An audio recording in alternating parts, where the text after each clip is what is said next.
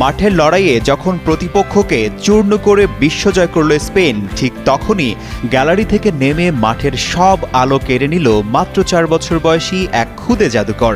সে কোনো ফুটবলার নয়, সে হলো স্প্যানিশ ওয়ান্ডার কিড লামিন ইয়ামালের ছোট ভাই কেইন ইয়ামাল। সবুজ গালিচায় তখন বিশ্বজয়ের মহা উৎসব, অথচ সেই ঐতিহাসিক মুহূর্তে মজুক বিরাট কারবার, জিতে নাও ফ্যামিলি কার, স্পোর্টস বাইক ছাড়াও লক্ষ লক্ষ নিশ্চিত গিফট। নেট দুনিয়ার হৃদয় জয় করে নিল খুদে কেইনের অনাবিল দুষ্টুমি।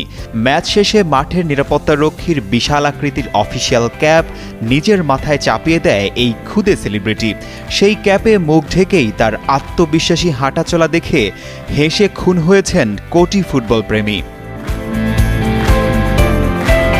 ফুটবলাররা যখন ট্রফি উদযাপনে ব্যস্ত, কেইন তখন মেতে উঠল অন্য খেলায়। গোলপোস্টের জাল ছিঁড়ে তা হাতে নিয়ে মাঠ জুড়ে তার সেই চঞ্চল দৌড়াদৌড়ি যেন ফুটবলীয় আনন্দের এক অনন্য কোলাজ।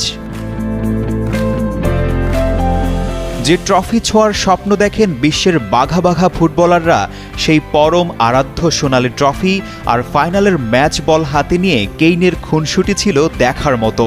বল পায়ে তার ছোট ছোট শট আর ট্রফি আগলে রাখার দৃশ্য বুঝিয়ে দিল ফুটবল এই পরিবারের রক্তে মিশে আছে। লামিন ইয়ামাল যদি হন মাঠের ফুটবলের গতি আর স্কিলের জাদুকর, তবে তার ছোট ভাই কেইন নিঃসন্দেহে এই ফাইনালের কিউটনেসের রাজা।